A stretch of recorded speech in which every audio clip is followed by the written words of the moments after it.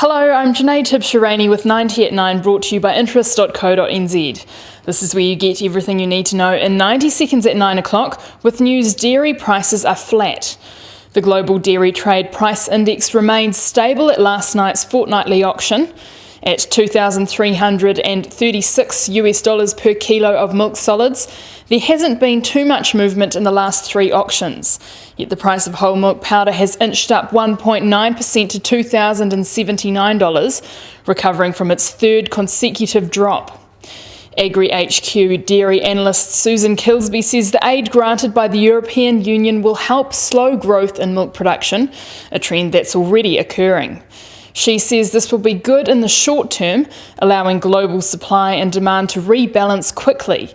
But continuing to support inefficient farmers means we're likely to be faced with oversupply issues again in the future. A University of Melbourne study has found fewer than half of Australian adults will own a home by next year. The results from the Hilda survey, which track the same 17,000 Australians each year, differ from the commonly quoted figure that 2/3 of Australians are homeowners.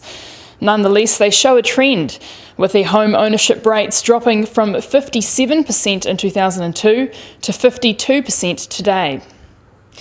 Over to the US, the number of new homes being built rose more than expected in June.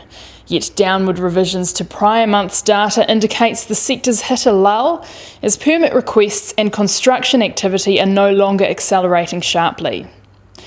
The Financial Stability Board says progress has been made reforming controversial industry benchmark rates in the wake of rate-fixing scandals.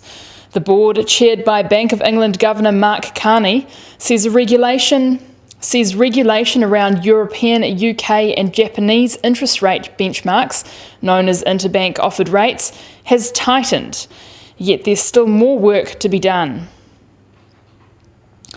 The US Treasury 10-year yield has dropped to 1.55% overnight. Meanwhile, after yesterday's surprise LVR announcement, local wholesale interest rates sank sharply and start today at a record all-time low across the curve. The US benchmark oil price has fallen to just below $45 a barrel, while the Brent benchmark is just below $47 a barrel. The gold price is up to $1,331 an ounce. Yesterday's LVR announcement has seen the New Zealand dollar soften to a 3-week low against the US at 70.5 US cents. It's up a bit to 93.9 Australian cents and down slightly to 64 euro cents. The TWI index has fallen to 74.5. I'm Tibshirani, and that was 90 at 9, brought to you by interest.co.nz.